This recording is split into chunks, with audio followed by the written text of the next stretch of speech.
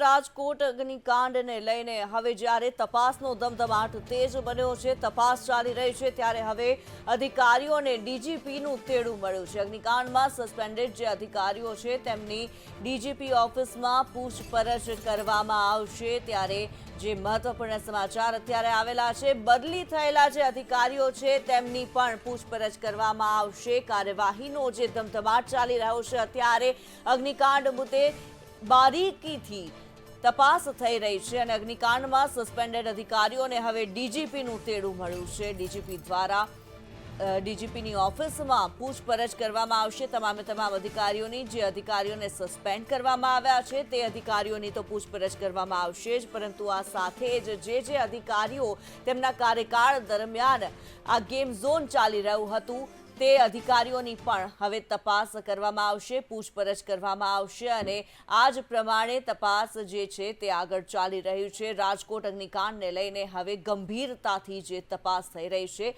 તેમાં કાર્યવાહી